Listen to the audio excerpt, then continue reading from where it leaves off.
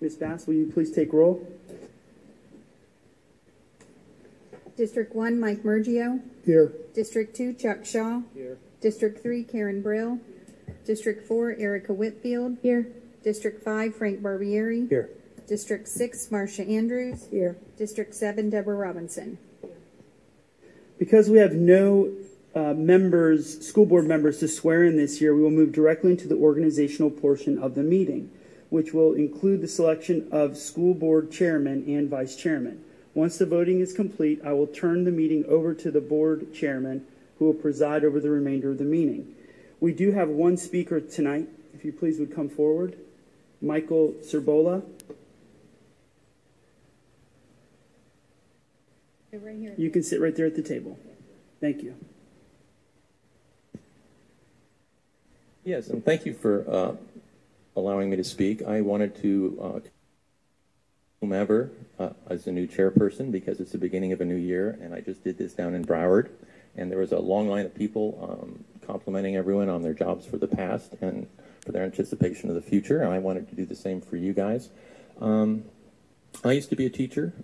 This is going to tie together real quick, by the way. It might sound like I'm going off topic, but when I was teaching science, the thing was to teach them what science was. And part of doing that, I had them stare at this thing called a magic eye poster, where you stare at it and it just looks like a blur, and all of a sudden a 3D image just pops out of you out of nowhere. Well, I was trying to teach them the excitement of discovery with the aha moment. So I had them all stand there, one after the other, and one after the other, they'd stare, and all of a sudden they'd say, "Oh, I see it," and the other kids would go, "Yeah, sure you do." We had a blast. The parents accused me of being a witch or a warlock or something. I don't know.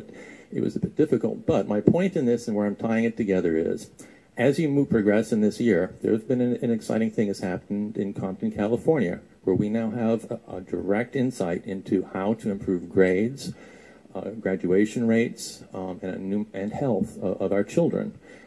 It's $1 billion lawsuit. It's not against the district as much as it filed against the federal government, but their point was, because it was won, is that, hey, this is a wake-up call to us that we have something, we've identified the problem, and we've got solutions here, and it's a done thing. We don't need to rehash and say, well, how has it been vetted? It's done, vetted and done.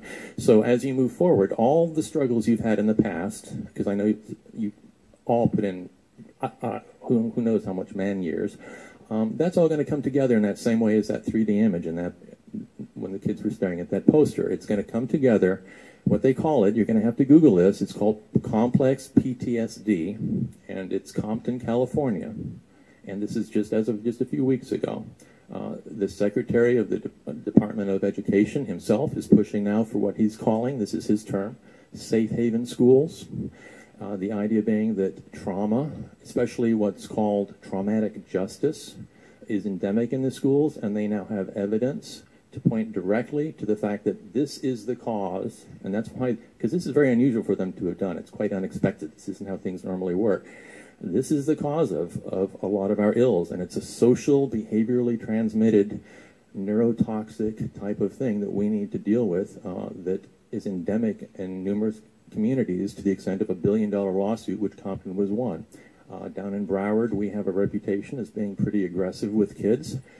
You guys are a little bit sweeter in your own different way, but the point is we all need to respond to this, so I'm very excited because I know that you're going to have a wonderful, exciting number of aha moments coming ahead, and thank you very much for allowing me to speak. Have a wonderful year. Thank you, sir. We will now move to new business and begin by calling for nominations for school board chairman and vice chairman. I see a couple of hands. Dr. Robinson.